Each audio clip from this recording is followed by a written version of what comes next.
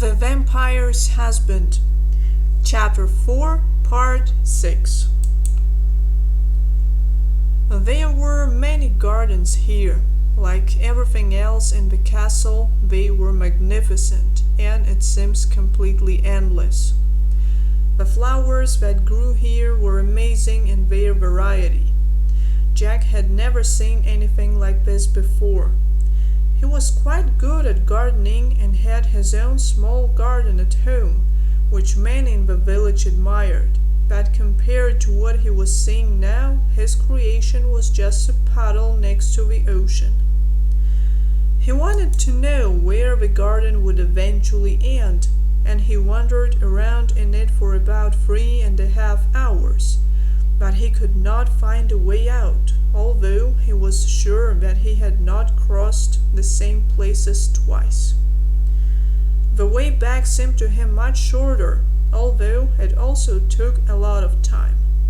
As a result, they returned to the castle almost at sunset.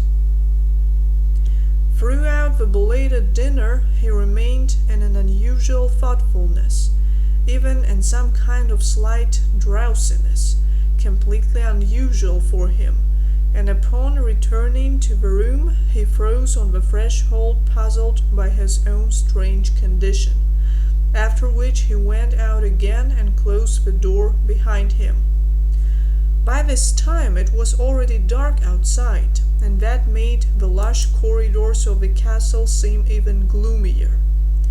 Murray was nowhere to be seen, as well as the other Nocts, and Jack slowly moved forward along the left corridor.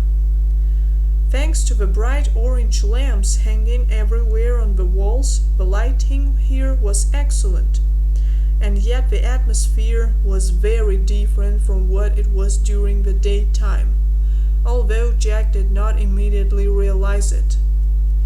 He was wandering along through the castle, through its shiny, lifeless rooms, through its gilded halls and silent corridors, and was feeling strangely disconnected, both from time and his entire past life.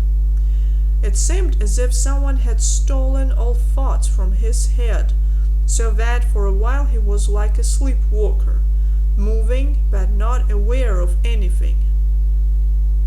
He had no idea how long it lasted, but at some point he felt like something pushed him from inside, and he stopped in the middle of the long yellow corridor, not remembering which route he had taken to get there in the first place. Worse, he suddenly realized, to his deep amazement, that all this time, probably since the very morning or even earlier, he had been in a state of some kind of painful search. An obsessive need to find something was gnawing at him, and this something, for some reason he knew this for sure, was definitely somewhere in the castle. At first, this need was weak, almost imperceptible, but at this moment it suddenly grew to a truly nightmarish volume.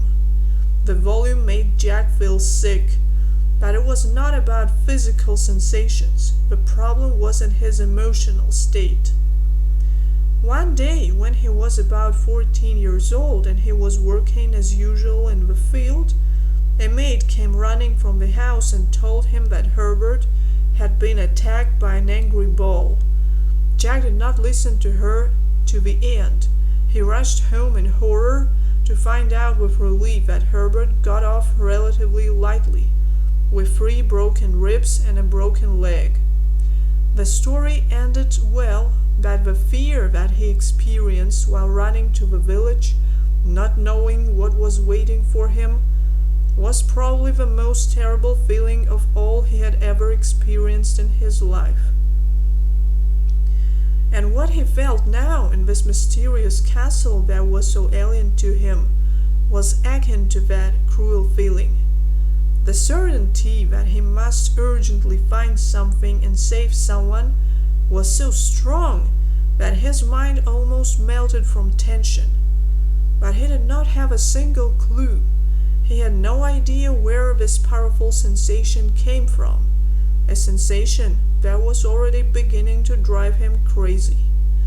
Besides, he could not shake the feeling that someone was watching him. And this someone had been watching him for a long time, perhaps since his appearance in the castle, or even earlier.